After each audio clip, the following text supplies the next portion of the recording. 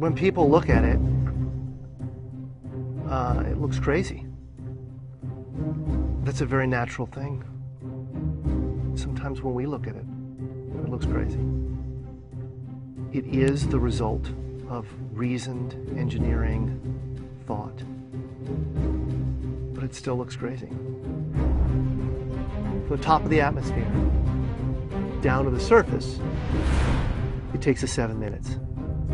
It takes 14 minutes or so for the signal from the spacecraft to make it to Earth. That's how far Mars is away from us. So when we first get word that we've touched the top of the atmosphere, the vehicle has been alive or dead on the surface for at least 7 minutes.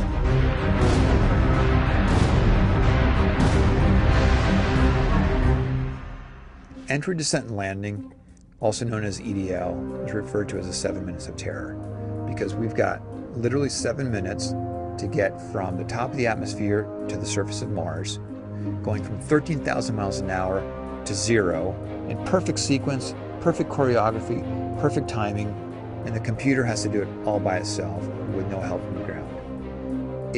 If any one thing doesn't work just right, it's game over. We slam into the atmosphere and develop so much aerodynamic drag. Our heat shield, it heats up and it glows like the surface of the sun.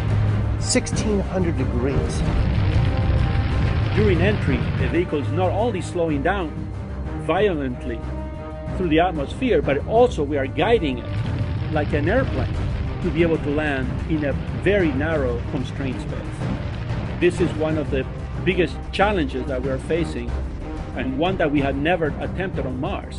Mars is actually really hard to slow down because it has just enough atmosphere that you have to deal with it. Otherwise, it will destroy your spacecraft.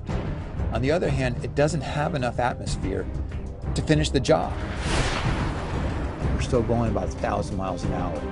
So at that point, we use a parachute. The parachute is the largest and strongest supersonic parachute that we've ever built to date. It has to be able to withstand 65,000 pounds of force, even though the parachute itself only weighs about 100 pounds. When it opens up that fast, it's a neck-snapping 9 Gs. At that point, we have to get that heat shield off. It's like a big lens cap blocking our view of the ground to the radar. The radar has to take just the right altitude and velocity measurements at just the right time, or the rest of the landing sequence won't work. This big, huge parachute that we've got, it'll only slow us down to about 200 miles an hour. And that's not slow enough to land. So we have no choice, but we've got to cut it off and then come down in rockets. Once we turn those rocket motors on, if we don't do something, we're just going to smack right back into the parachute.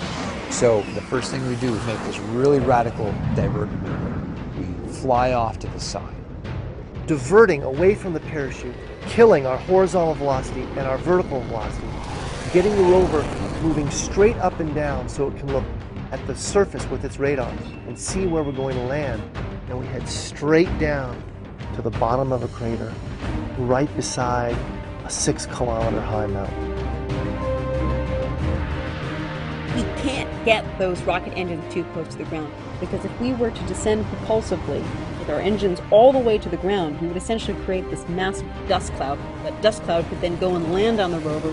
It could damage mechanisms and it could damage instruments. So the way we solve that problem is by using the sky crane maneuver. 20 meters above the surface, we have to lower the rover below us on a tether that's 21 feet long, and then gently deposit it on its wheels on the surface. As the rover touches down and is now on the ground, the descent stage is in a collision course with the rover. We must cut the bridle immediately and fly the descent stage to a safe distance from the rover.